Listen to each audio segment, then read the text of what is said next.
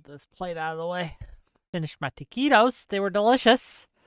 Hi, everyone. 47. Ayo, Wick. Ayo, 47. What's up, brother? Oh, man. I worked hard on today's show, actually. I hope it goes well. Everyone's got their election jitters. I absolutely do myself, right? Tempers are high, right? Emotions are cranked up. There's a lot of people with a lot of big feels. Zephyr Hash says, which Democrat screwed up today? Today, I am going to be making an argument, my final argument, on why you should, yes, you, dear viewer, should vote for Kamala Harris and vote Democrat down ballot. We are going to get into it. I'll give you my argument soon. Getting everyone in here, right? Letting everyone kind of slide on in, figure out that I'm live, figure out that I'm streaming, and just kind of hanging out with you guys for a few minutes. Temperance Quill says, tomorrow evening is going to suck on so many levels. I think it's exciting. Okay, I understand that everyone's nervous. I'm nervous too. But this is democracy in action, baby. This is how we do, okay? Right? We've been through these before. We'll go through them again, right? I will be streaming most of tomorrow evening. So if you want a little bit of company, by all means, ladies and gentlemen, by all means. I'll have Fairy Queen will be my co-host tomorrow. It should be fun. We're going to go through the exit polls as they come in. We're going to go through the election calls as they come in. Late in the evening, we're going to go on Dylan Burns' show for a little bit and talk with a few people there about our feelings and our predictions and what we think is going on. That's tomorrow night, of course, right? We don't know what's going to happen, in all honesty. No one does. It very well could be a short night tomorrow night. If North Carolina and Georgia come in early, and they'll come in fairly quickly, and if they are early, clearly calls for Kamala, it's just over. There's no way Trump can win. However, if Trump wins both of these, then we're going to be looking at Pennsylvania. Pennsylvania is notoriously slow to count, so we'll be having quite... It will likely last far beyond tomorrow evening. So we will see. We will find out. Okay, but regardless of what will happen, tonight I'm going to be talking to you about what should happen. Why I think that you, dear viewer, if you have watched me for any length of time, you'll understand that I'm a Democrat. So this should come as no surprise. However, I am someone that isn't afraid to call out my own side. I am someone that isn't afraid to call Democrats out when I think that they're misbehaving or acting poorly. And Lord knows I have some criticisms, right? But even with those criticisms, I think that when we look at the choice that is presented before us between Kamala Harris and Donald J. Trump, the choice is fairly clear. And I'll make that argument to you tonight as we go. You are free to disagree with me. That's the nature of how we do these things. But hopefully, I just asked this. I know a lot of you in my audience are conservatives. I get it. Please keep an open mind when I make these arguments. Listen. Hear me. I hope I've at least earned your ear for an hour or two. I hope that I've at least earned your ear. So if I have, please listen. Okay, I think everyone's here. Enough people are here. At least. I'm nervous, gang. I'm nervous. I want to do well here. Okay. But let me give you my argument. There's an oath that the president takes when he or she takes office. And the oath is as follows.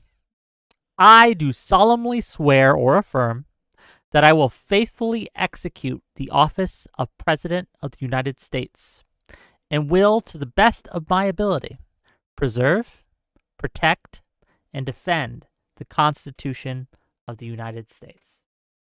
That's the oath that Biden took when he took office. That's the oath that Trump took when he took office. That's the oath that every president has taken when they have taken office. To preserve, protect, and defend the Constitution of the United States. My argument tonight will showcase how I think Kamala Harris will do that and how Donald J. Trump has not only failed to do that, but has violated his oath of office. He is unfit to be president of the United States. He is unfit because he violated his oath. We will go through it. We will talk about reasons why. We'll talk about policies. We're going to talk about economy tonight. On the economy, I think Harris wins, and I'll tell you why. We're going to talk about immigration tonight. On immigration, I think Harris wins, and I'll tell you why. Right?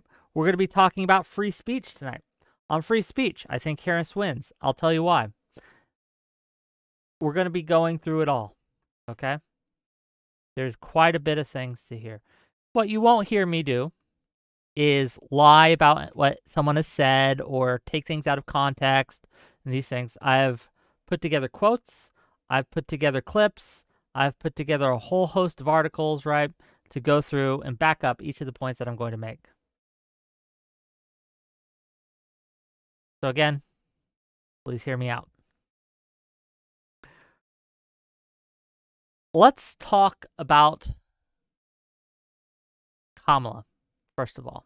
Because while, yes, I think that this is a vote between two candidates, I think that Kamala Harris and her policy proposals can stand on their own. So even without Trump being in the race, I think she makes some very good policy proposals. Let's look at her website, okay? And we will get it straight from the horse's mouth.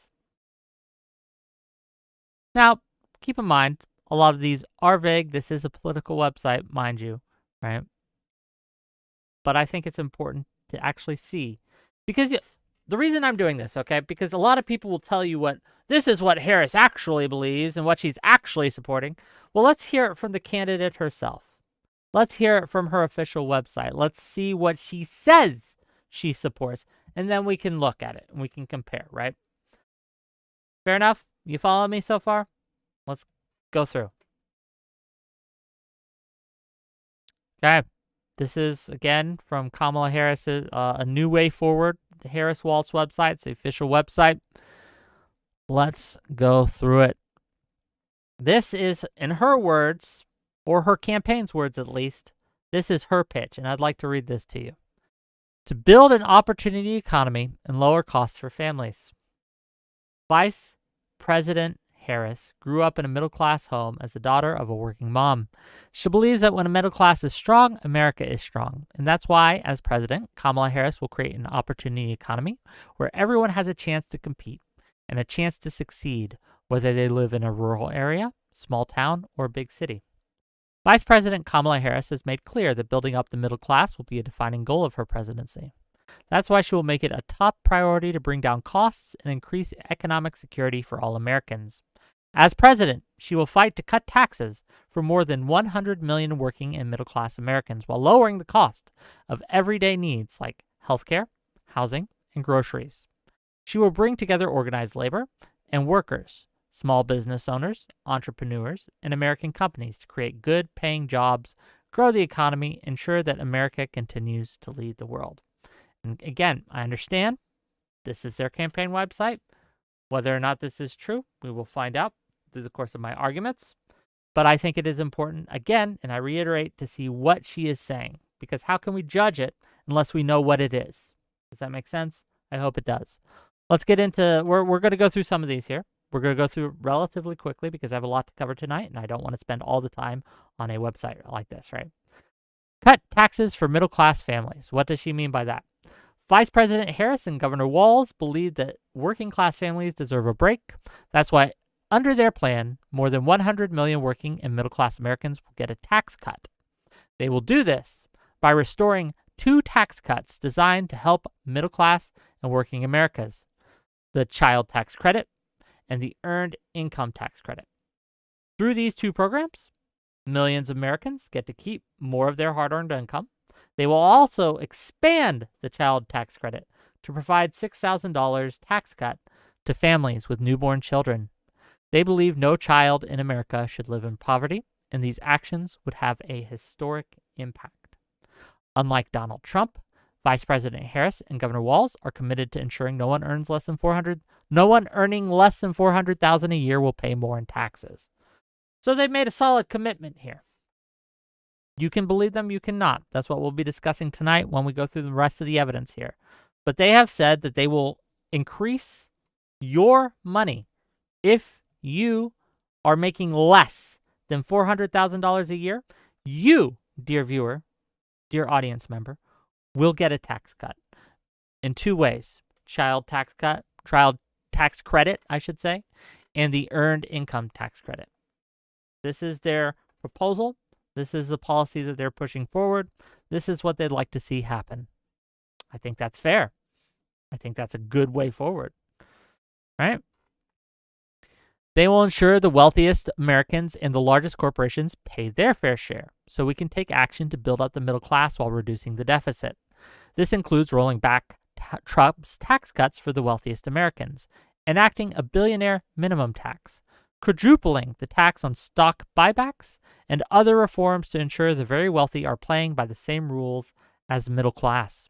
Under her plan, the tax rate on long-term capital gains for those earning $1 million a year or more will be 28%. Because when the government encourages investment, it leads to broad-based economic growth and creates jobs, which makes our economy stronger. So there are places where Kamala will increase taxes. Ask yourself, are you making $1 million or more a year in investments? If not, don't worry about this. Are you a billionaire? If not, don't worry, right? She's not going to tax you, right? You won't be subject to the billionaire minimum tax.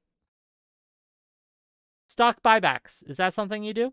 This might affect more people, right? This is something that stock buybacks might be something you do. You will pay a little more under Kamala's plan for this. We just got to be honest here. That's what her website says, okay? But yes, people have to understand that we can't just keep increasing the deficit, right? We have to actually pay for some of our programs. And how do we pay for our programs? We do have to, part of that is by not only cutting spending, but increasing taxes. And we have to. And I think that it's eminently fair, eminently reasonable that corporations who, again, don't follow the same rules that you or I do when it comes to taxes are actually subject to a more fair system for taxes. Keep going. Second claim, make rent more affordable and home ownership more attainable. Let's see what she has to say. Vice President has always stood up for renters and homeowners. As Attorney General of California, she took on the big banks to deliver $20 billion for middle-class families who face foreclosure and helped pass a homeowner bill of rights, one of the first of its kind in the nation. Vice President Harris knows that a home is more than a house. It represents financial security and an opportunity to build intergenerational wealth. But for too many Americans, home ownership is too far out of reach. Vice President Harris has put forward a comprehensive plan to build 3 million more rental units and homes that are affordable to end the national housing supply crisis in her first term. So that is a concrete proposal that she makes. Again, you can say that whether it's good or bad or not, right? You can say whether she'll actually do it or not. This is what she is claiming, okay? And again, to reiterate, if we're going to judge her policies, we have to see what her policies actually are. We understand that, right? And you don't go to the Ford dealership and ask about Chevys, right? You ask it from the horse's mouth if you want to find out what someone believes, okay? 3 million homes. One of the reasons, there's a few, that we have this housing crisis that we do in America. It's not as bad as Canada, thank God. And we'll get we'll get to that in a minute, right?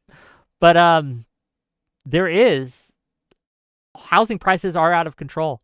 And one of the things we can do is simply build more. And building 3 million more homes is a good start. Now, personally, I don't think this goes far enough. I would like to see that her put a 0 at the end of that. 30 million new homes. But I understand that's a little pie in the sky. But that's what I would like to see personally. But this is a good start. This is a good start. These are good policies. A more progressive tax policy where middle class and lower class people pay less, and those who are billionaires and millionaires do shoulder a little bit more of the burden. I think both it helps the economy as a whole, and I think it would help my pocketbook, and it'll help your pocketbook too. Because we ask all the time, how it's the economy, stupid. In the words of Bill Clinton, it's the economy, stupid, right? People want to be able to afford groceries. They want to be able to afford a home. They want to be able to afford rent, okay? So the question becomes, which candidates' policies that they're proposing will better help to do that? And again, I think Kamala has a good track record here. Again, we'll go through it. We'll get to the evidence. I promise you. But we got to see what they're actually saying first. As new homes are built and affordable housing supply increases, Vice President Harris will provide first-time homebuyers with up to $25,000 to help with their down payments, with more generous support for first-generation homeowners. This will help more Americans experience the pride of home ownership and the financial security that it represents and brings, offering more Americans a path to the middle class and economic opportunity. Just a good policy. She wants to grow small business and invest in entrepreneurs. Vice President Harris and Governor Walz know that small businesses, neighborhood shops, high-tech startups, small manufacturers, and more are the engines of our economy. Just as she did as senator and vice president, Kamala Harris will always support small businesses and invest in entrepreneurs as president. She has led the Biden-Harris administration's effort to increase access to capital for small businesses and bring venture capital to parts of middle America that have far too long been overlooked, driving a record 19 million new business applications, tripling the Small Business Administration's lending to Black-owned businesses, more than doubling small-dollar lending to Latino and women-owned businesses. She has also championed expanding federal contracts for minority-owned small businesses. As part of her opportunity economy agenda, she has put forward a plan to help small businesses and entrepreneurs innovate and grow. She has set an ambitious goal of 25 million new business applications by the end of her first term. That's 4 years for those counting, right? Over 10 million more than Trump saw during his term. To help achieve this, she will expand the startup expense tax deduction for new businesses from $5,000 to $50,000 and take on everyday obstacles and red tape that can make it harder to grow a small business. She will drive venture capital to the talent that exists all across our country, including in rural areas, and increase the share of federal contract dollars going to small business. That is just a good thing. That is just a good thing. To increase the tax deduction from $5,000 to $50,000 makes it easier for everyone to start a business, knowing that there is more of a safety net there, knowing that there is more, less of a burden on people who are engaging in capitalism for the first time, right? Trying to get a piece of the pie. That's a good policy. It's one I support. And I think it's a powerful policy when it comes to driving the economic engine that is America. An economic engine, again, we'll get to it when I get to my evidence here, that has outperformed every single other country on earth, even post-pandemic. The Biden and Harris administration, their economy, post-pandemic, post-COVID, right? Ask yourself where you were 4 years ago, right? Ask yourself, how were you 4 years ago? What did Trump leave us? What did Trump leave us economically? We were in the middle of a huge disaster because of COVID, but because of Trump's failure to properly handle the fallout from COVID. Under Biden and Harris's leadership, again, these are just the numbers, we improved better than every single other country on earth, better than Canada, better than the European Union, better than China, right? We outperformed them all. We just did better. Trump left us a mess. Biden cleaned it up. Harris cleaned it up. And we'll get to those, and I'll show you in black and white. These are the numbers. Inflation did spike in 2022, but under Biden and Harris's administration, under their leadership, they got it down to 2.4%. That's what we were looking at in September, right? Just last month. Am I doing the month? September, October? No, 2 months ago, I guess, right? It was 2.4%. That's a huge decrease. One of the biggest decreases in inflation we've seen, right? Bidenomics worked, and it's continuously working. And we're going to go through the evidence as we go, but let's keep going. Let's keep doing it. Take on bad actors and bring down costs.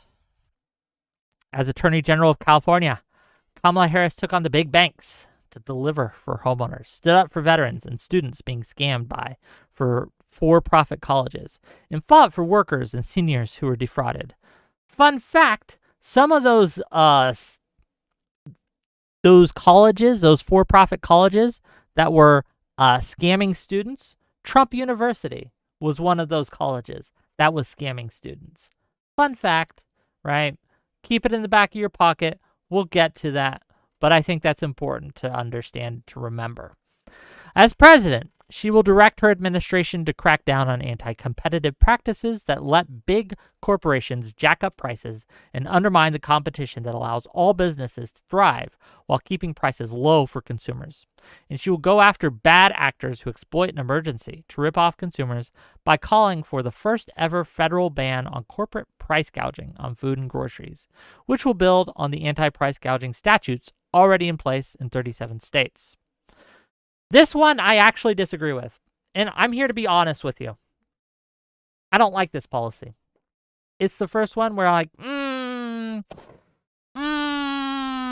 come on.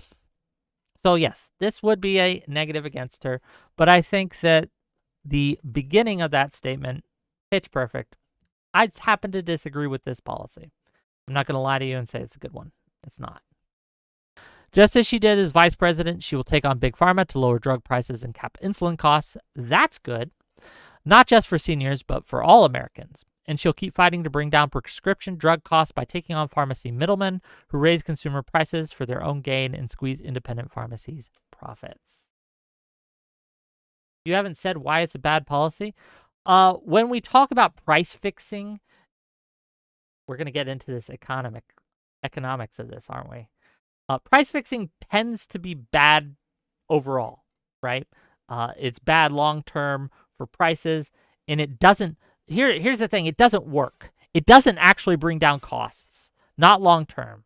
Not in most situations. So that's why it's that's why I think it's a bad policy, because it's a form of price fixing, and I don't think it works. It hasn't traditionally. But I'm not here to argue. I'm here to give you my arguments. Strengthen and bring down the cost of healthcare. As Attorney General of California, Kamala Harris took on insurance companies and Big Pharma and got them to lower prices. As a senator, she fought Donald Trump's attempts to repeal the Affordable Care Act. Can we just take a moment, okay?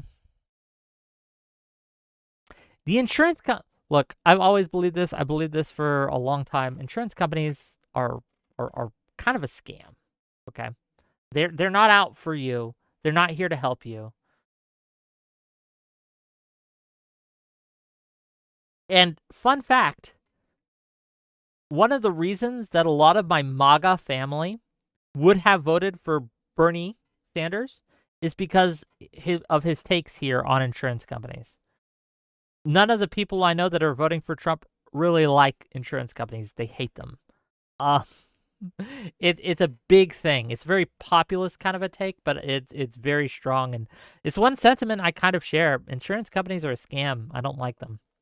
Right? So anyone taking on the insurance companies has my blessing. Okay? Vice President Harris will make affordable health care a right, not a privilege, by expanding and strengthening the Affordable Care Act and making permanent the Biden-Harris tax credit enhancements that are lowering health care premiums by an average of about $800 a year for millions of Americans. She'll build on the Biden-Harris administration's successes in bringing down the cost of life-saving prescription drugs for Medicare beneficiaries by extending the $35 cap on insulin and $2,000 cap on out-of-pocket spending for seniors to all Americans. You guys realize this happened under the Biden administration. The Biden-Harris administration successfully legislated for and got a $35 cap on insulin prices for senior citizens and a $2,000 cap on out-of-pocket spending for seniors for seniors in general. This is legislative success that they have done, that they have successfully done. I think it's good. The fact that my mom and dad, who are senior citizens themselves, right, don't have to worry about this kind of thing as much, a weight off my shoulders. I had family, not my mom and dad, but I had family that got sick during the COVID pandemic. I'm talking real sick. They had to go in the hospital. One stayed only for a week, but the other one was there for months. 2 months, I believe. And I had to care for them, right? And I'm actually still living in that kind of situation. They never fully recovered. Okay. They're a lot better now, but there's it was a big thing. The fact that they had and were able to afford insurance because of the Affordable Care Act really did help me. It really did help me. It helped them too. I don't know how I could have handled it if I had to pay some of the bills that they got, right? My out-of-pocket, or their out-of-pocket, I should say, which I did help a little with. Crazy low. Okay. Luckily, personally, I'm a veteran, so I'm good. But I know that insurance affects people who are in my immediate vicinity, right? My immediate family and friends. And I know it's a big problem. And I want Harris to go after big pharma. I want Harris to go after these big insurance companies. And she's saying that she will. Trump will not. Trump will not. But let's keep going. This is taking a long time to go through these, so I'm going to go quicker. But we'll get through them because, again, I can't. Look, if you saw my tab, it's like all the tabs are like really small, okay? We got a lot to go through. There's a lot of information here, but I want to try to give you the best argument I can, okay? The vice president called on states to extend Medicaid postpartum coverage from 2 months to 12. Today, 46 states do so, up from just 3 near the administration's start. So again, when Biden and Harris took office, only 3 states in our nation did this. Today, 46 states do. That's leadership. Pushing for that and getting that done in both red states and blue states is a win. It shows leadership and it shows success. It shows successful leadership. That's a good thing. Okay. Protect and strengthen Social Security and Medicare. We won't go through these. I'm just going to list these off. I encourage you to go to the website and look at these arguments yourself. I think it's important. But for the sake of brevity and the sake of the stream, we're just going to go quickly here. Support American innovation and workers. The CHIPS Act is a good example of this, right? The CHIPS Act is something that Biden legislated for. He promised in his State of the Union that he would try to get passed, and he actually did. Harris did help with that. Under the Biden and Harris administration, we provided the CHIPS Act, which was going to increase manufacturing in the U.S. by a large amount, and it will help us go into the next century on the global stage less reliant on foreign actors like China or Israel or Taiwan, and instead can domestically produce the products that will help us in all things electronic. It's a great thing, a great bill. Trump has criticized this bill. He has threatened to repeal it. That is a huge mistake.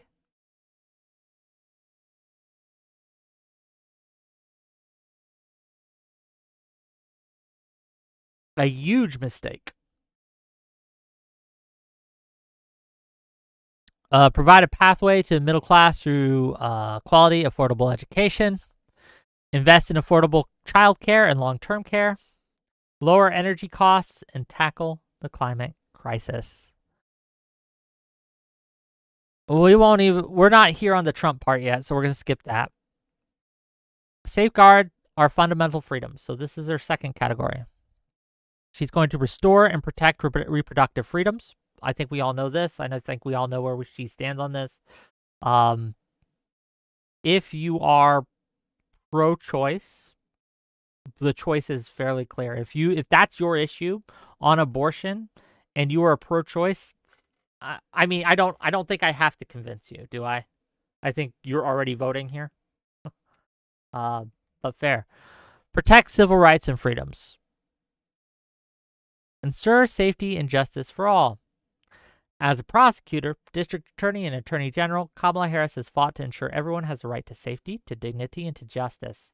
Everyone should have the freedom to live in safe communities. That's why Vice President Harris is fighting to keep our communities safe from gun violence and crime, secure our borders, and fix our broken immigration system, tackle the opioid and fentanyl crisis, ensure no one is above the law, including the president. And that's obviously a shot at our current opponent, if you will. But let's talk about this, because I think this bears discussing. One of the reasons that a lot of the hard left, the extreme left, hates Kamala is because she was a prosecutor. Kamala is what they called her, right?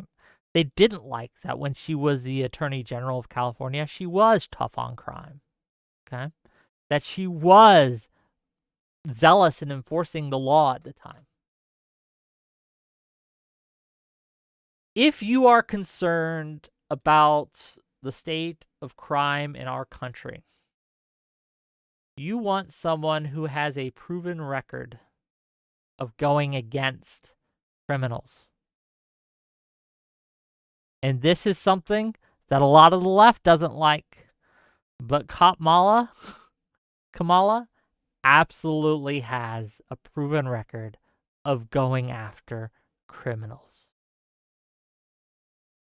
We've had streams on this before on my show. You guys know where I stand on this. I don't think anyone is above the law. I don't think it's right when when prosecutors fail to prosecute legit criminals, thieves, rapists, murderers. Everyone deserves a fair trial, but they should be brought to trial. Kamala will do that.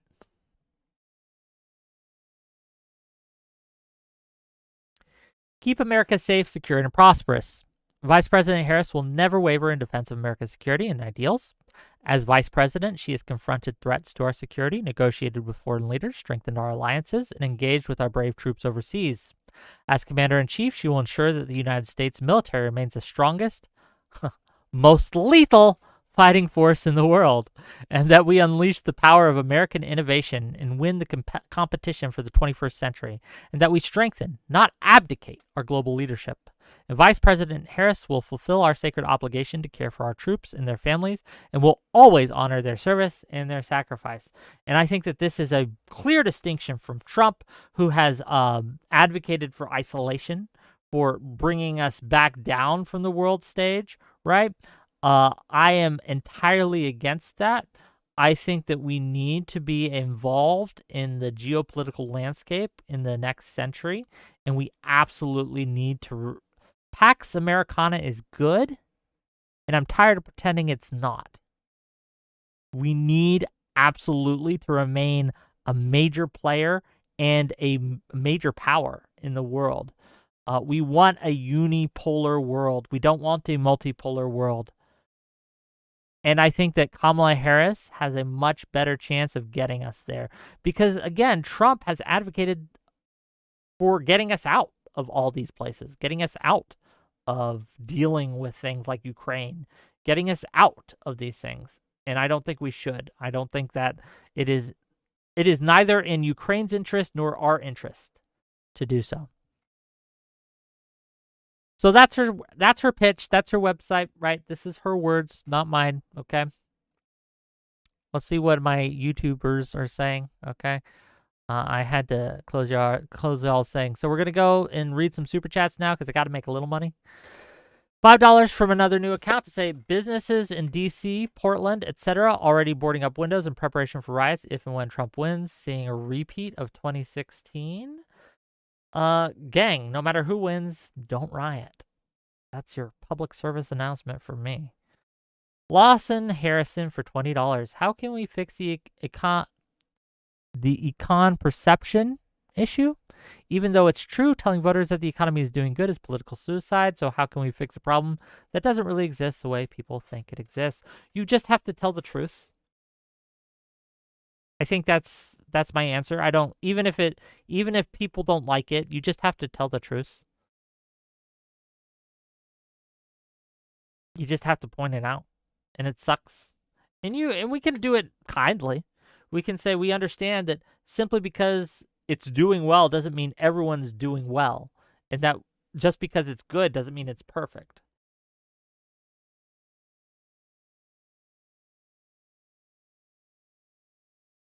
Busy Buller says you could always lie instead. Don't lie.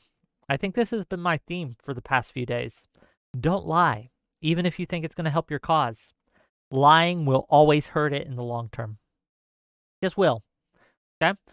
I think that one of the best things you can do to convince someone, right, is just to show them. There's a good question that Ronald Reagan asked when he was running against Carter, and I think it's fair to ask today. Are you better off now than you were 4 years ago? And I think people forget where we were 4 years ago. I think people forget that we were in the midst of a COVID pandemic crisis. Millions laid off, right? Millions relying on government checks to afford their next paycheck to pay their rent, right? Yeah, it was bad. Yes, I am unequivocally better off today than I was 4 years ago. Financially. Yes. I make more money now than I did 4 years ago. Absolutely. But again, that doesn't mean that in every situation that will be the case. But we have to look at the general. Does that make sense? Hope it does. Okay, back to the live chat.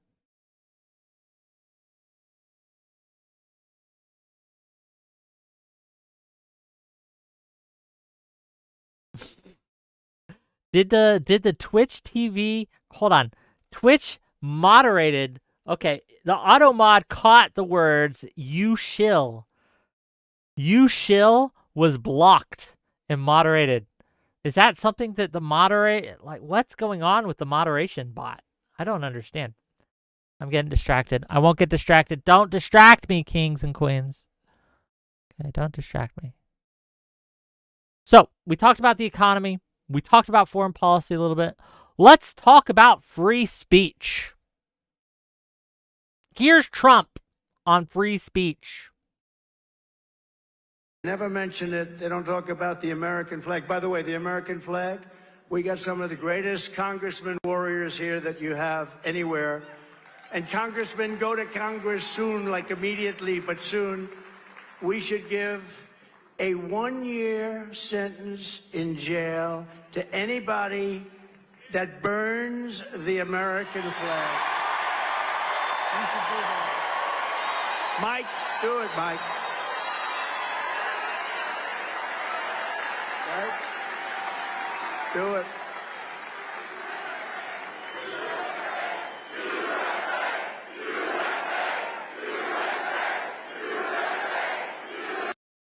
1 year in jail for expressing your First Amendment right.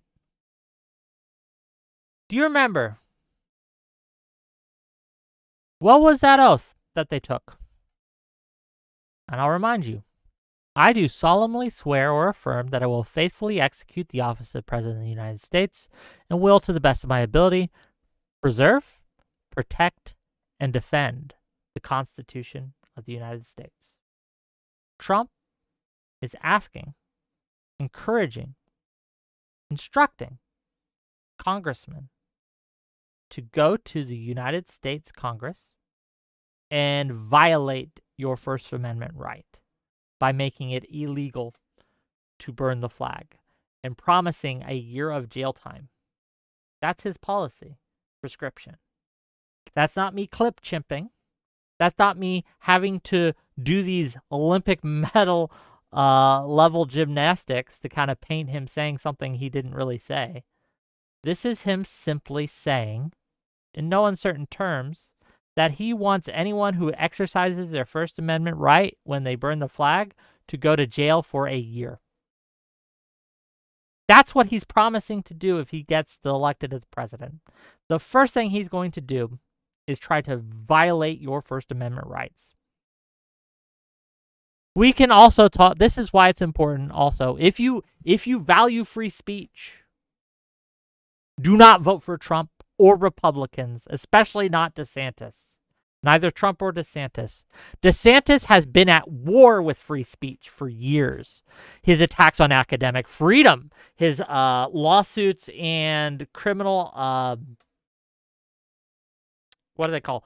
Not lawsuits, but criminal charges against private companies, attacks on social media, attacks on the media, anti-protest measures, social media censorship. These are all things DeSantis, Trump, and their ilk have done and continuously do. Right now, in Florida, there are criminal charges that are being pursued by DeSantis against people putting out political ads. He is trying to fine and jail his political opponents for speaking out against him. If you support the Constitution and the First Amendment, you cannot support these people. You understand this, I hope. I know I get passionate about this, but this is happening as we speak. This isn't some hypothetical, they might do it if they're in power, they might get these things. This is something that both Trump and a lot of the Republicans have a history of doing, that they're doing as we speak today. The courts, thank God, are throwing out a lot of these cases that DeSantis continuously brings, right? The litigious nature of his governorship, the fact that he is constantly trying to silence, jail, and fine his political opponents should give any defender of the Constitution pause. This is something he has done constantly and continuously. And it's something that Trump himself has a history of doing even before he entered the political fray in the political arena. He was known as being ultra litigiousness, bringing lawsuit after lawsuit after lawsuit against anyone who would dare speak out against him. We're going to go through some of those lawsuits that he has done. After the Times huge scoop in 1995 about how he took almost $1 billion loss in his 1995 taxes, Trump's lawyer threatened to sue. Right after New York Times Vice reporter, he had a reporter arrested outside of his campaign event back in 2016, and he blamed the New York terrorist bombings back during that time on freedom of the press. He threatened to sue former View host Rosie O'Donnell. He sued Bill Maher. Not just a threat. He sued Bill Maher over a joke bet that involved proving he was not, in fact, born an orangutan. He sued the Village Voice as far back as 1979. And he sued in 1984 the Chicago Tribune. He has been an enemy to the free speech for decades. For decades. Do you understand how big of a deal this is? Constantly. Hundreds of lawsuits. And threats of lawsuits. His attempts to silence your voice are legion. If you care about the First Amendment and the Constitution, you cannot vote for this man. Not in good conscience.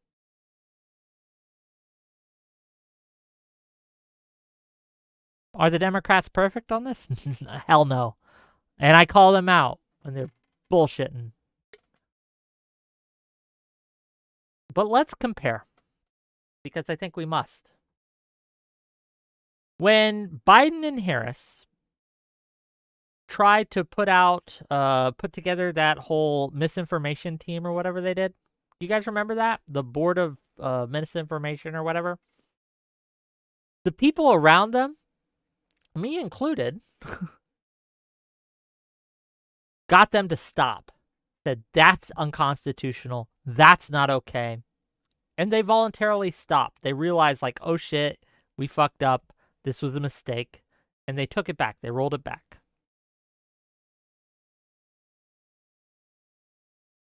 Who's going to do that with Trump? Who do you think will hold Trump back now that he's purged his staff of all the dissenters, right? Now that he's installed loyalists in his cabinet and the positions around him, right? Who's going to stop Trump this time? I hope it's you, dear voter. I hope it's you. I hope it's you who doesn't let him get close to the office again. But I think it's important. Let's talk about, because I promised to show you. I promised evidence. I'm going to give you evidence.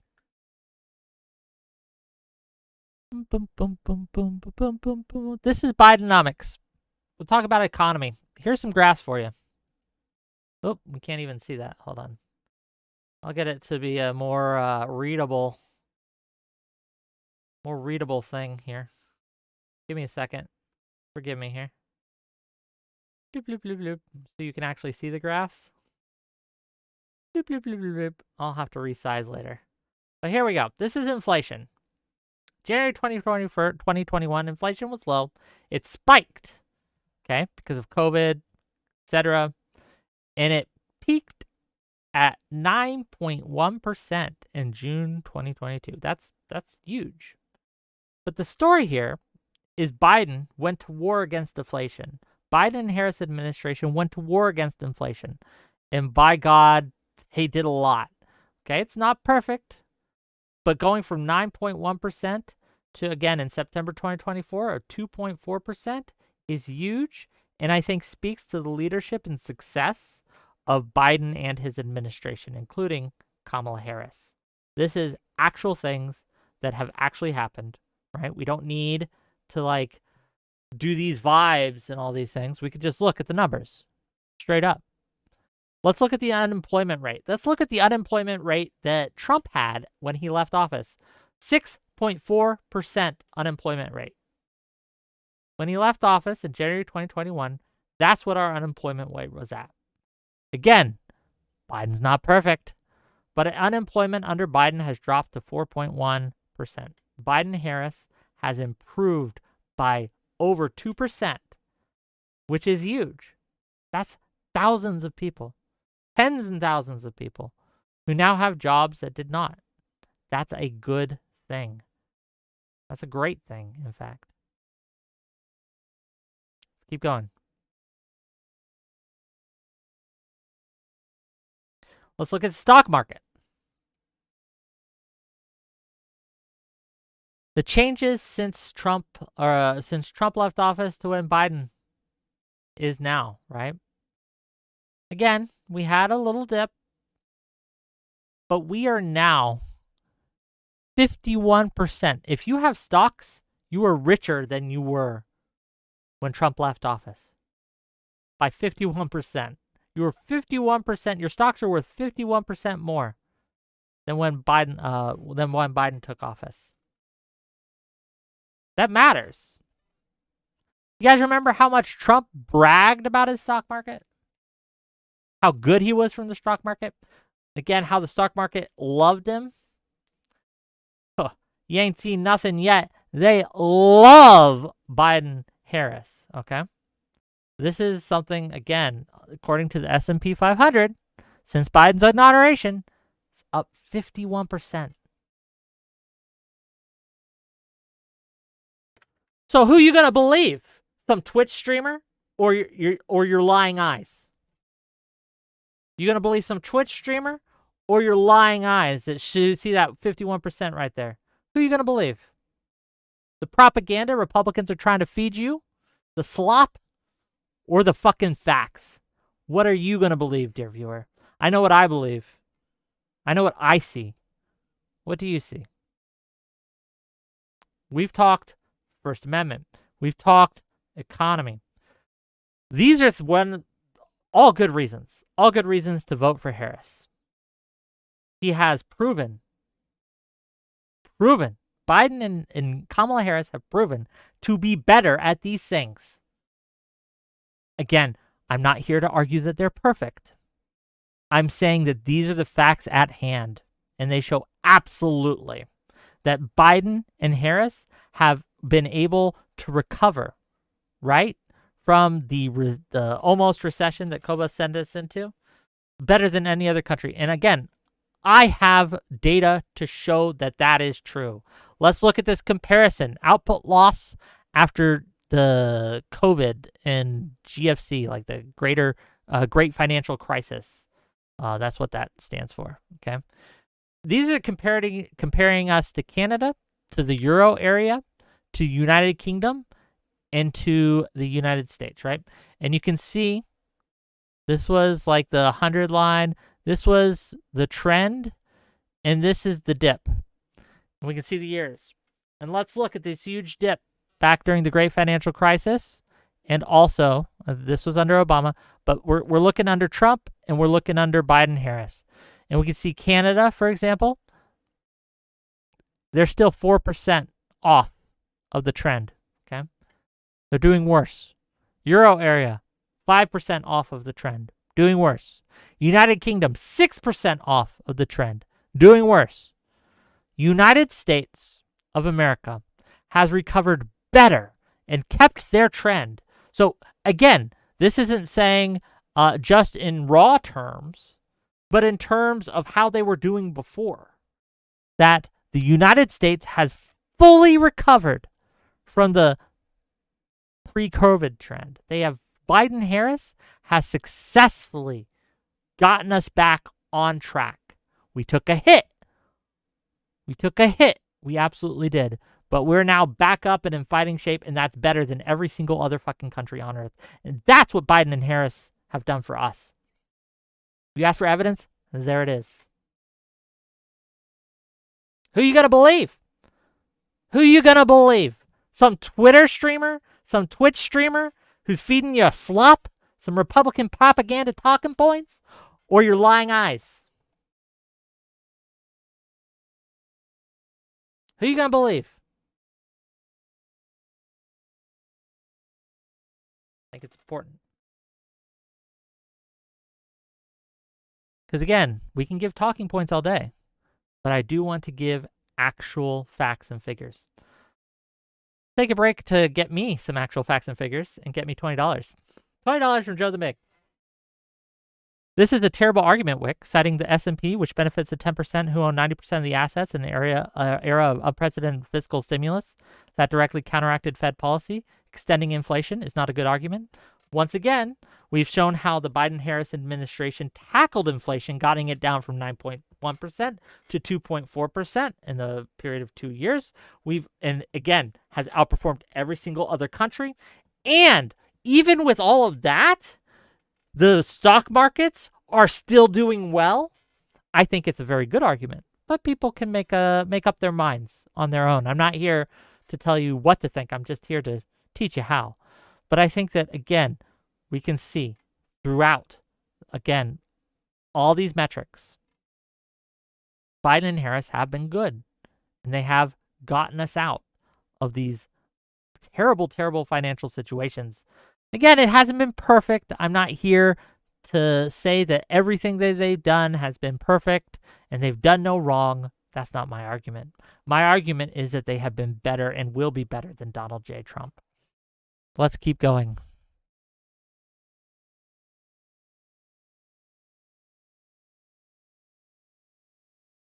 Okay.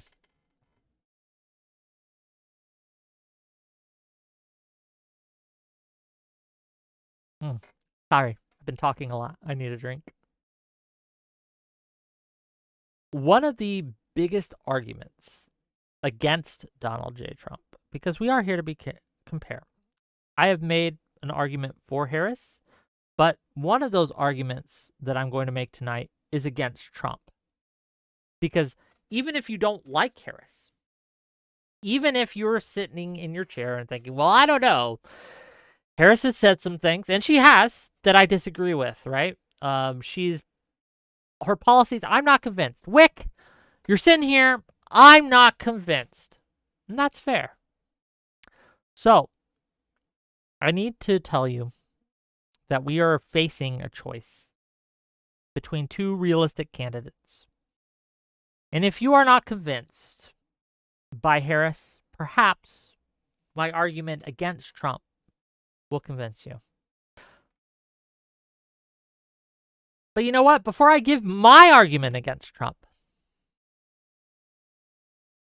let's see what some other people have to say. What's this guy have to say? American people to know that I had no right to overturn the election. And then the indictment, I want Trump and his lawyers. So take a listen. Irrespective of the indictment, I want the American people to know that I had no right to overturn the election. And then on that day, President Trump asked me to put him over the Constitution. But I chose. If you want to know. Commercial. Why did it cut out a commercial? My God. Harris, are you trying to get me to lose here? I don't know what's going on. Fuck! Sorry. Just hold on. Ignore this. I'll wait till she's done. God damn it.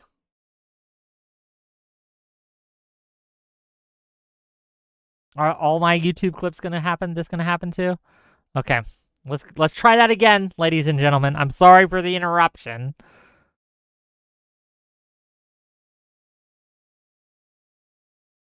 Irrespective of the indictment, I want the American people to know that I had no right to overturn the election.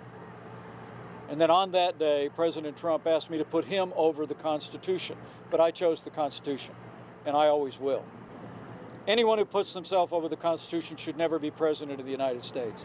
And anyone who asks someone else to put themselves over the Constitution should never be president of the United States again. What the president maintained that day, and frankly has said over and over again over the last 2.5 years, is completely false. I dismissed it out of hand, but sadly, the president was surrounded by a group of crackpot lawyers that kept telling him what his itching ears wanted to hear. And I had hoped that on this matter of January 6th, that it wouldn't come to this, because I do believe that this is going to further ignite the divide in the country. It'll be up to the government now to prove beyond a reasonable doubt that this actually represented criminal activity. But what I want the American people to know is that I know in my heart of hearts that I did my duty under the Constitution that day. Can I remind you all, and I'm going to be prefacing this a lot, this is the oath that Donald J. Trump made on 2017, January 20th, I should say. I do solemnly swear or affirm that I will faithfully execute the office of President of the United States and will, to the best of my ability, preserve, protect, and defend the Constitution of the United States. His vice president clearly and in no uncertain terms let you and I both know in that clip that Donald J. Trump violated his oath of office. Mike Pence says and claims, and I believe him because there's a mountain of evidence for this, that regardless of whether it's criminal or not, that on that day, Donald J. Trump asked Mike Pence to put Donald J. Trump ahead of the Constitution, that asked Mike Pence to go against, knowingly, the Constitution of the United States. Presidents take an oath, okay? When they go into office, they take an oath. Donald J. Trump violated his oath. He broke his promise. He lied.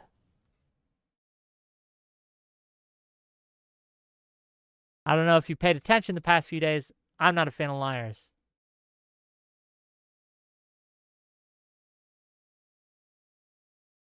Let's see what some other people have to say. John Kelly, the longest serving White House chief of staff for Donald Trump. What can I add that has not already been said? Kelly said when he asked if he wanted to weigh in on his former boss in light of recent comments made by other Trump officials. A person that thinks those who defend their country in uniform, or are shot down or seriously wounded in combat, or spend years being tortured as pals are all suckers because there's nothing in it for them. A person that did not want to be seen in the presence of military amputees because it doesn't look good for me.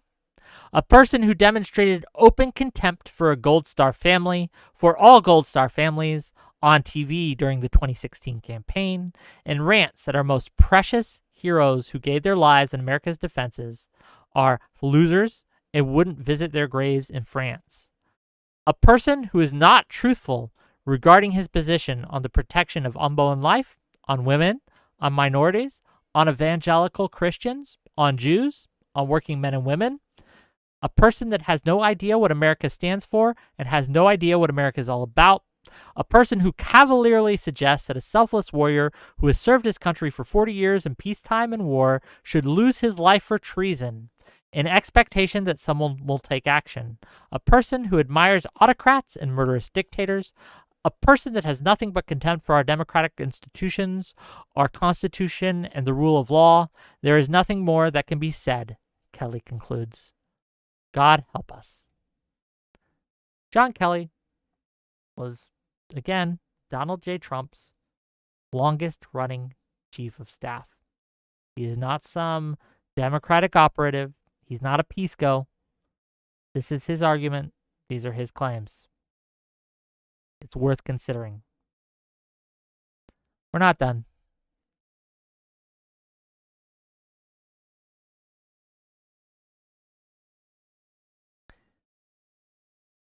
Toward the end of his tenure, General Mark Milley, who was the chair of the Joint Chiefs of Staff from 2019 to 2023, told Bob Woodward of the Washington Post that former President Donald Trump was a fundamental threat to the safety and integrity of the United States.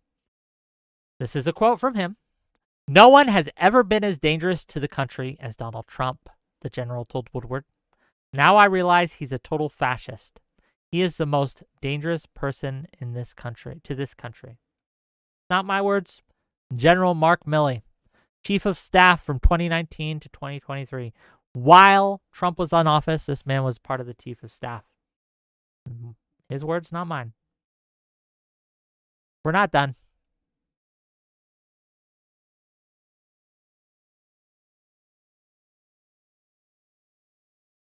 This is from James Mattis.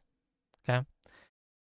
This person was a Marine general who resigned as Secretary of Defense in December 2018 because he did not like Donald Trump's Syria policy.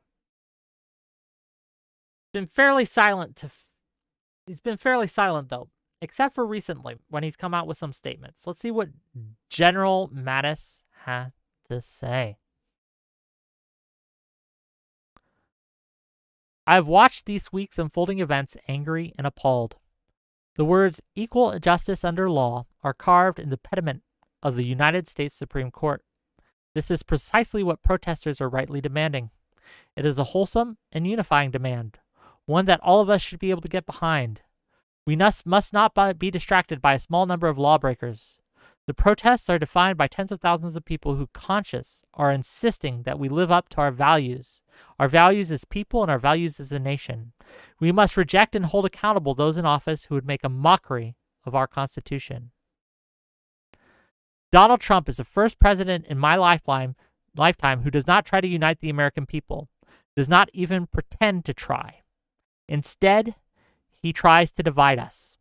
We are witnessing the consequences of 3 years of his deliberate effort. We are witnessing the consequences of 3 years without mature leadership. We can unite without him, drawing on the strengths inherent in our civil society. This will not be easy, as the past few days have shown, but we owe it to our fellow citizens, the past generations that bled to defend our promise, and to our children. Again, not some lefty, not some liberal, crazy media guy, okay? It's a Marine general.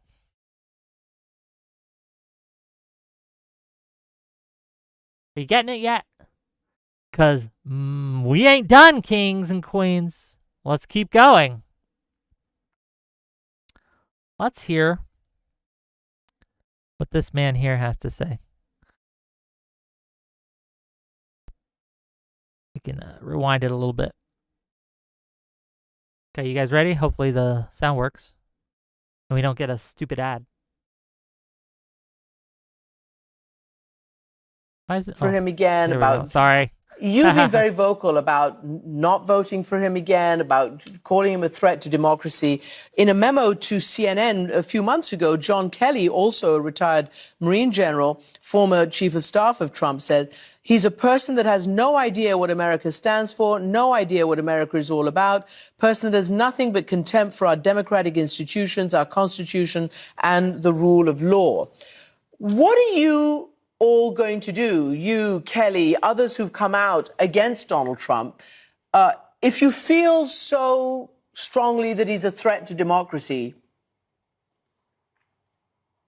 Well, you know, there's only been a few of us that have come out publicly to speak out. I've been very frank about my views. I think he's unfit for the presidency. What I look for in a candidate is somebody who puts the country first, somebody who has character and integrity, somebody that can unify the country, and somebody that can lead. And in my estimation, Donald Trump doesn't check any of those boxes. So I'm going to continue to say that when asked, and I'm going to continue to let people know that as somebody that worked directly for him, not just as Secretary of Defense, but keep in mind I was Secretary of the Army for nearly 2 years, that I don't think he's the right person for our country. And so I will not be supporting him. But otherwise, look, I think his record's out there. At this point in time, voters either know who if they don't know who he is, then they've been, asleep in a cave somewhere. So, it's 6-7 months till the election, and we'll see what happens between now and then. But I will continue to speak out when and how I can. Not some liberal lefty. Secretary of Defense and the Secretary of the Army. Under Trump. Unfit for office. Are we noticing a theme here, ladies and gentlemen? Not my words. Their words.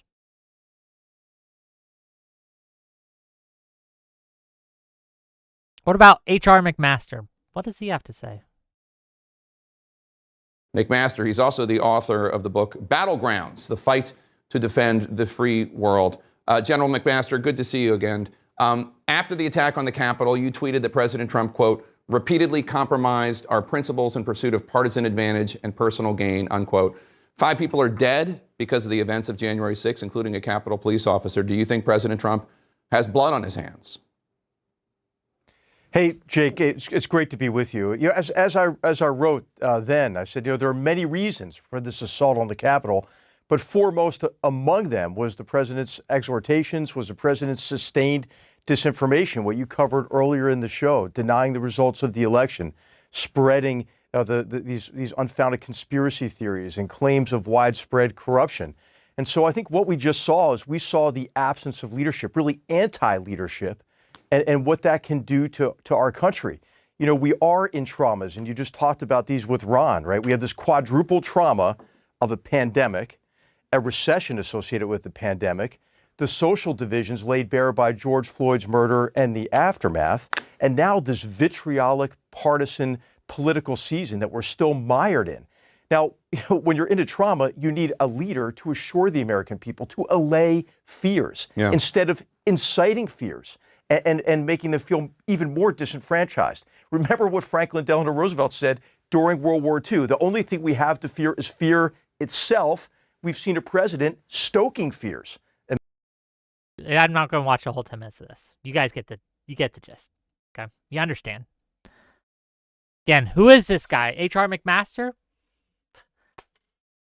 No prize for correct guesses here. Former Trump National Security Advisor. The people who know him best like him least. I think that's important to keep in mind.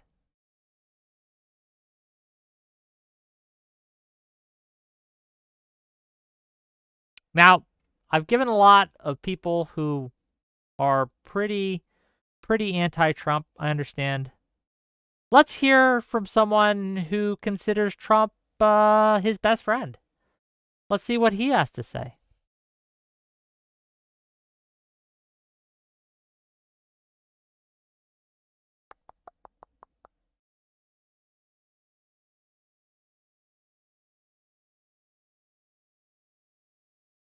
Listen to the Jeffrey Epstein tapes. I was Donald Trump's closest friend. Guys, remember who Jeffrey Epstein is? This is in Epstein's own words.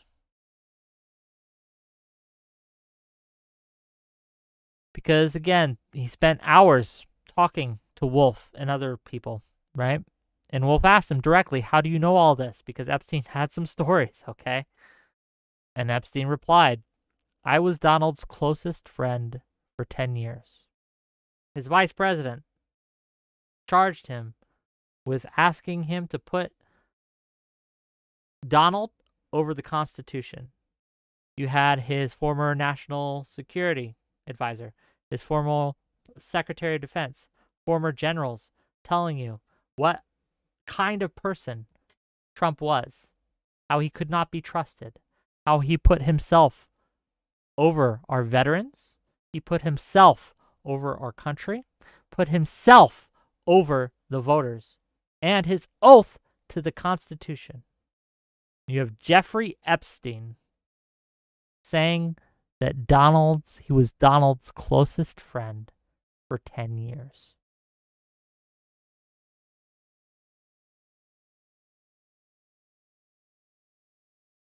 Does that not give you pause? Well, let me take a second. To my Trump voters out there, the people who are voting Trump, does that not give you pause even for a moment? That Jeffrey Epstein considered Donald Trump his closest friend? Does that not trigger anything? That doesn't even cause you to like rethink maybe a little? At all? Do you just not believe these tapes? Do you think they're like deepfakes or something? Like, I understand that it's not proof positive, okay? That it's not, oh, this is definitive proof that he was engaging in all the Lolita bullshit, right? That's fair. But doesn't it at least concern you?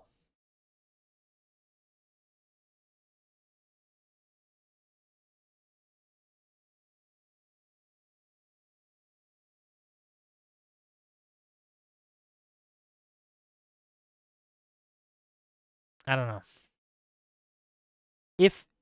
I'll tell you what, if we had audio coming out and it was verifiable or at least pretty solid that Kamala Harris was Jeffrey Epstein's closest friend, I would probably stay home tomorrow. Just on the off chance. Just on the off chance.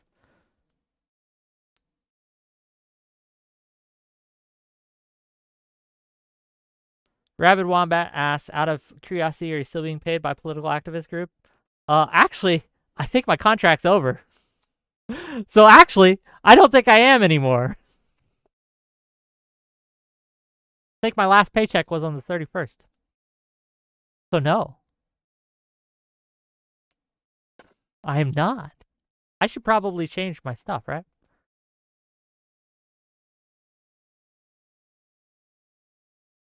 I think I still have it on my YouTube thing. I probably should change that. I think my contract's over.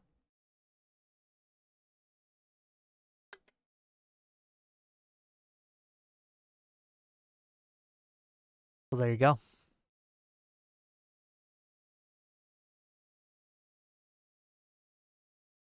Maybe my words don't convince you. Maybe you know what is worth 1,000 words? Some pictures.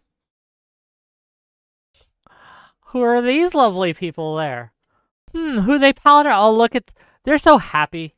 Happy and free. Confiding in each other.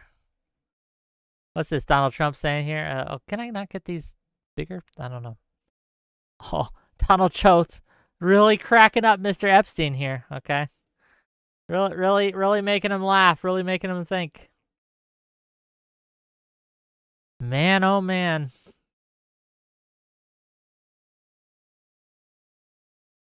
I could talk to you about how terrible this is. I could give you sermons, or I could just show you. Do you think that these are fake? Do you think that these are deep fakes, that these were made up?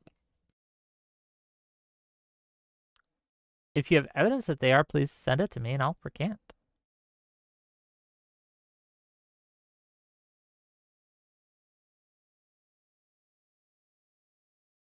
Now show all the photos of convicted felon Trump and Diddy?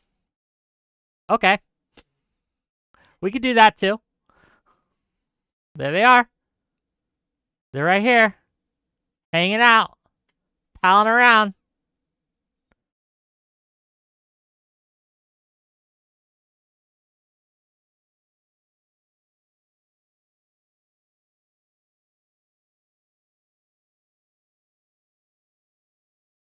Does this not give you pause, ladies and gentlemen? I would hope it would.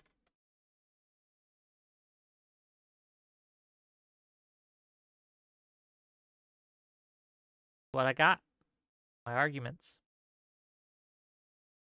When it comes to free speech, Donald Trump has a history of attempting, and Republicans in general, has a history of violating people's first speech, attempting to violate their free speech, and again, he has promised he's running on as a campaign pledge to end your ability to exercise your First Amendment right to burn the flag, protest.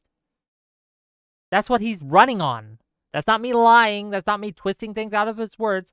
Again, let's roll the tape.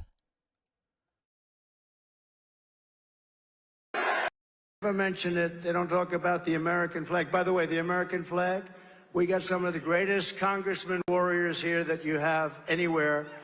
And congressmen, go to Congress soon, like immediately, but soon. We should give a 1-year sentence in jail to anybody that burns the American flag. We should do that. You listen to those people cheer? They won't stop him. They won't get in his way. This is what he wants to do. As president, he took an oath to the Constitution of the United States. He violated that oath. He violated that oath when he asked Mike Pence to put himself before the Constitution. He violated that oath when he advocated for people to end their First Amendment right to burn the flag. And he violated that oath when he lied to the American people and fraudulently put forth a slate of electors, right, that weren't certified by any state to pretend that they were.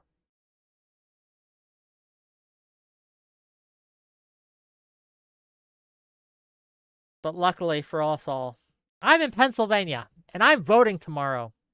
My vote matters more than all of yours, unless you're also in Pennsylvania. Okay? So here we are. We got a long stream ahead of us tomorrow. It's going to be great. But I'm here for fucking America, baby. Okay, I'm wrapping myself in the flag. Okay. We'll wrap ourselves in the patriotism of America. Okay, we are here. We love America. We're patriots. We're going to protect, preserve, and defend the Constitution of the United States against all enemies, foreign and domestic. And that includes voting that guy away. Yay, America! Yay, America! Go, America! Woo! Woo! America! I love America. I do. I'm a patriot. I'm a patriot. I think Kamala Harris is better for our nation. Better for me. Better for you.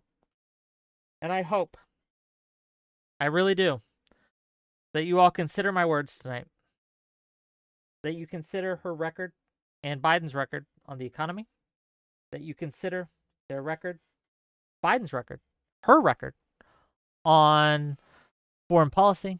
And I hope you consider Trump's record on both of those things. I hope you consider the words of Trump and what he has pledged to do. I hope you consider the words of all the leadership that surrounded him and rejected him. I hope you consider that. I hope you consider his best friends, Jeffrey Epstein. I hope you consider that. I hope you vote accordingly. What did you guys think? Did you guys like it? I know some of you are never going to be convinced. I get it. I get it.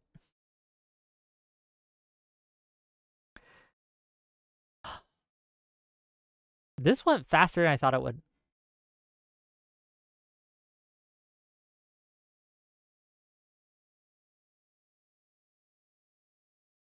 I thought this would last a little longer. You guys liked the presentation? I hope you did.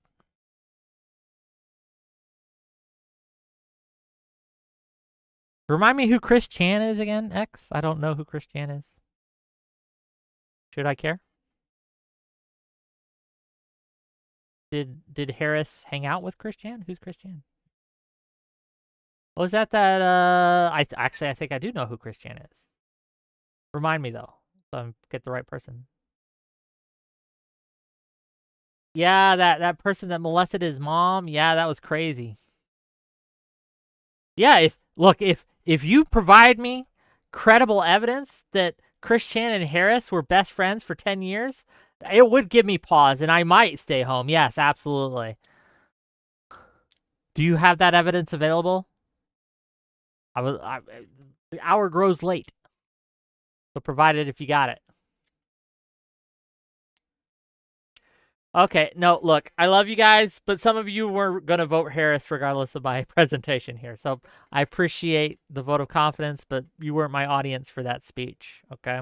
My audience seriously, my audience for this were the people like, I've had a few of them on, people who were undecided, okay? Who were on the edge, who thought, well, I really don't like Harris. I don't like how she got the nominee. I don't like some of her policies. But I'm really uncomfortable with Trump. There's plenty of voters out there like that. They don't really like either candidate. So that's who I was appealing to, or trying to appeal to. The person who may not be comfortable with Harris, but is looking very askance at Trump right now, right? And who can't decide which is better, which is worse. But again, don't take my word for it. Take H.R. McMaster's word for it. Take Mike Pence's word for it. Take Mark Esper's word for it.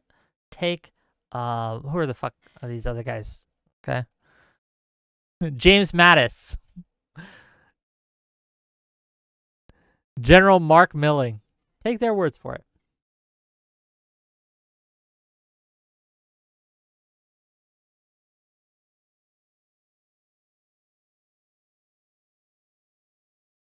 John Kelly. Once again. And look, again, remember the oath. I do solemnly swear or affirm that I will faithfully execute the office of the President of the United States and will, to the best of my ability, preserve, protect, and defend the Constitution of the United States. And ask yourself,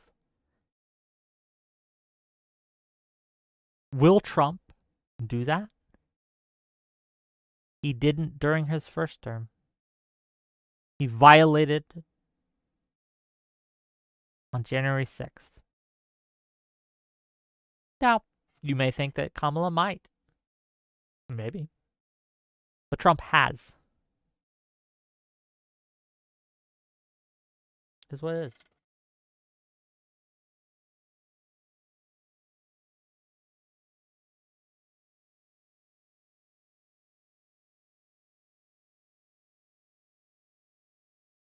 What are we saying here?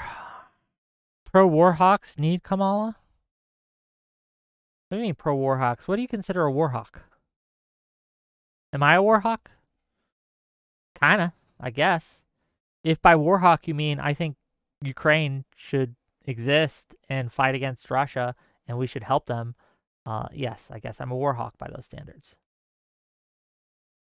that the standard you mean? I'm a regular hawk? Caw-caw! Caw-caw! Oh, my dog just looked at me really weird when I made that sound. She's like, what's going on?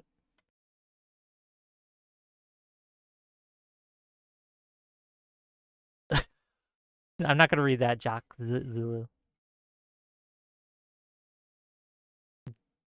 What is your IP? Says get on a plan and go fight. The front lines are waiting. Once you can spell correctly, I'll do that. But until then, here we are. You're a war hawk, Tua? Maybe. Yeah.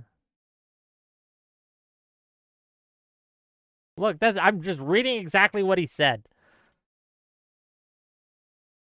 Hey, kind of boy. Nice to see you. Yeah, I did my fighting.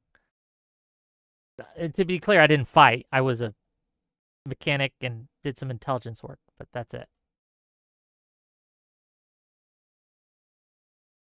Maybe if you're cute enough. What are we? Did you guys? Okay, no. Here, no. We gotta look at this. Did you guys see this? Let me show you. Let me show you. Okay. Let me show you this guy. Do you know this guy shot Bin Laden? This is a guy who claims, at least, to have shot Bin Laden. Did you guys see this today? You're not men. You're boys.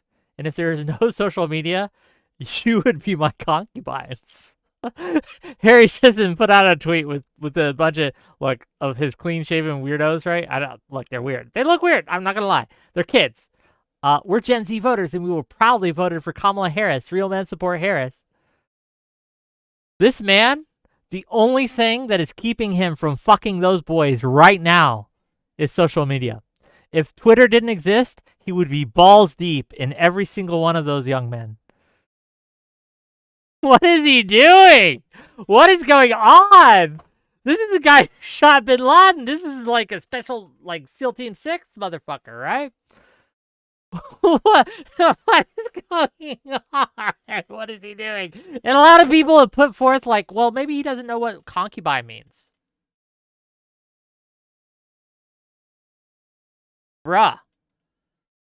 You should have Googled it before he made that tweet. What is happening? And let's see what else he said, because he doubled down. Hold on, let me get the tweet in question. Because a lot of people said, no, he just doesn't know what concubine means. Well, here's him responding. Bro is doubling down and still has no idea what he says. No, he's correcting the record. No, Jake. I'm telling you exactly what betas like you will be used for. Sex and food. Mostly food. Bro. Is he hungry or is he horny? What is going on? I'm gonna fuck you and I'm gonna eat you. Oh yeah, I'm a manly man. I see a beta and then I fuck him and then I eat him. And mostly eat him, but there's some sex involved. Don't worry. What? Does he usually fuck the things he eats? What did oh, I don't know. I don't get it. I don't get it. I have never ate something that I have fucked. I've never thought about eating something I have fucked. I've never fucked anything I thought I might eat at some point. What, do you think this is American Pie?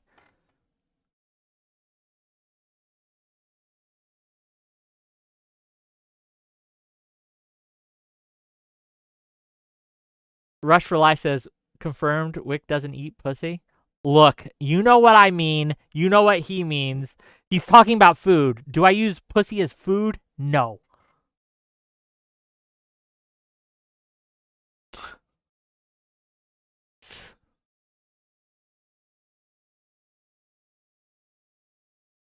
What is going on? What is happening?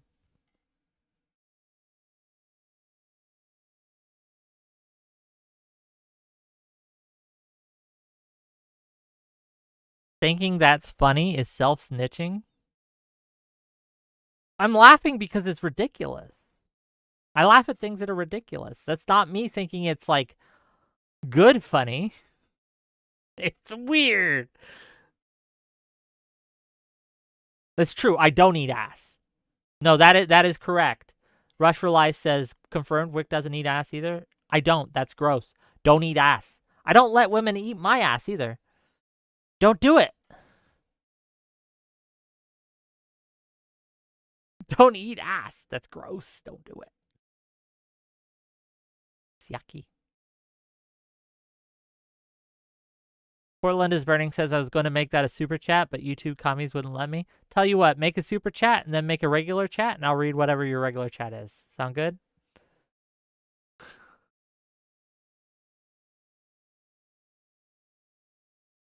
I hope so. Wolf of Mandalore says, don't tell me what to do, Wick. Look, hey, I'm not going to yuck your yum, but...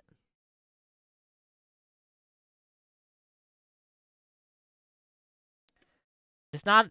I guess maybe it's an acquired taste. I don't know. Another new account says, speaking of super chat, when are you going to read mine? Did I miss it? Let me see. Hold on. Give me a second.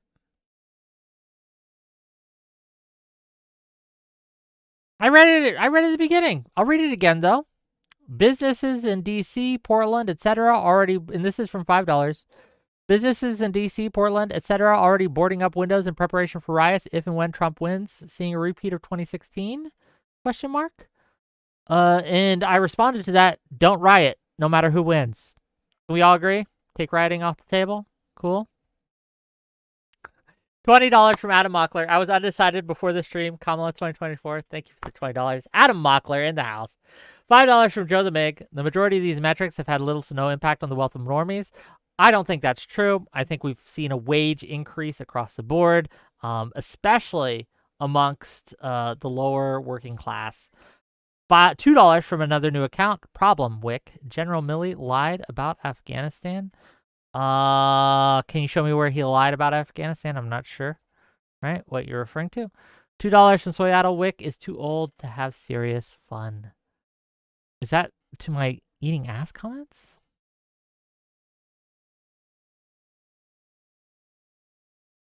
Come on. Come on.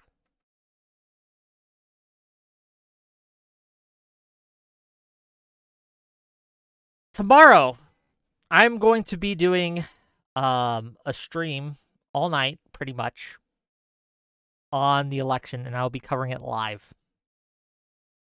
Can we make a deal? Because I know, look, I know some of you are Trump supporters. I get it. Right? But let's make a deal. If Trump wins, or when Trump starts to win, if he starts to win, I will not blame voter fraud. I will not. I will not say it was stolen. I will not say it was rigged. I will not say that you guys cheated. I will not. I promise. I promise you. Can you make me the same promise? can you promise me right now if Kamala starts to win, if it looks like she's winning, if she wins, that you too won't blame voter fraud, won't say she cheated, won't claim any of that? Can we make this deal, you and I? Between us, between homies, between friends?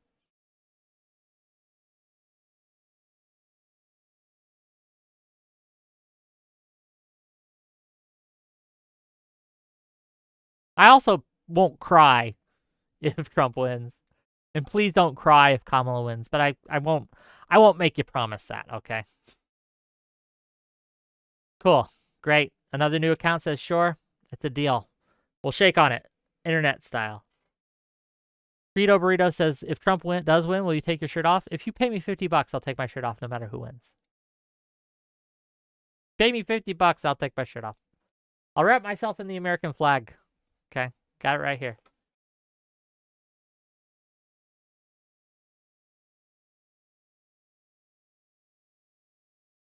Because again, you guys know me. You guys have followed me. You guys have watched me. I'm not going to bullshit you. We'll see. What am I looking for tomorrow night? Okay, tomorrow night, we're going to have really, we're going to know pretty early North Carolina's results, and we're also going to know Georgia's results. Fairly early, I'm predicting that we'll have a good idea of how these two states are going to go. If Kamala wins in North Carolina and Georgia is close, or vice versa, then I think Kamala just takes it. I think it's going to be an early night. I think that we, without those two states, Trump doesn't have a prayer. If Trump wins those two states, we have a longer night ahead of us, and we will be looking at Pennsylvania. And Pennsylvania will be the one on all of our minds, because how Pennsylvania will go the nation. And as a Pennsylvania resident and a Pennsylvania voter, hell yeah. But also, I just need to remind you all that Pennsylvania is pretty slow at counting, and I hate it. So we are in we're in for a night, okay, if that's the case. Where am I going to be streaming? I'm going to be streaming tomorrow, yes. I'm going to vote first. That's going to be my first priority. But sometime in the afternoon, after I'm done voting and I've gotten some meals prepped and things like that, I will be going live, and we will be covering exit polls. We will be covering news coverage on this. We will be having people in throughout the night. I am going to go on with Dylan Burns at 11 p.m. Eastern and do some reaction content there with him. So it should be fun. So tune in tomorrow. Are you going live at 7:30 a.m.? Fuck no. I got to vote, okay? And I'm not going to be up at 7:30 a.m. I promise you. I'm going to vote. I'm looking to vote around noonish, okay? But I don't know how long the line's going to be. I have no idea. So I don't know how long it's going to take me.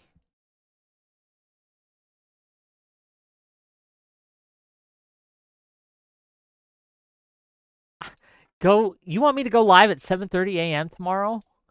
My God. That's a lot. I get it, right? But man, oh man. that's a lot.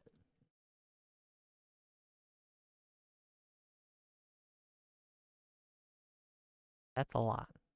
Live stream voting? I don't think I can. I don't think we're allowed to live stream voting. You can take a ballot selfie. I looked at the rules, right? I can and will take a ballot selfie, but I can't live stream. Nope.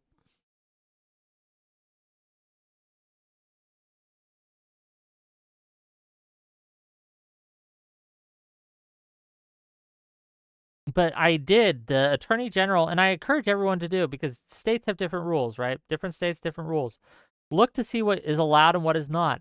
Some states do not allow political merch to be worn. Like you can't wear a Harris Waltz cap. You can't wear a Harris Waltz shirt. So just be aware of the rules of your polling place before you go to vote tomorrow, okay? Each state should have a website where you can look this up at the Attorney General, and they will give you a breakdown of what is and is not allowed.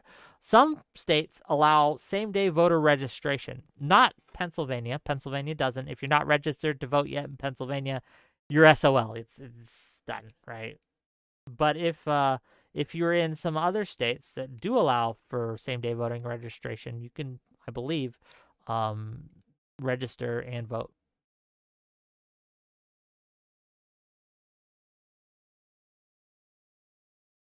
Luminez says, I feel like if you pulled out your phone in the booth area, you'd get tackled and dragged out. Don't know if that's how it would go, but it feels like it shouldn't. No, you're allowed to take pictures.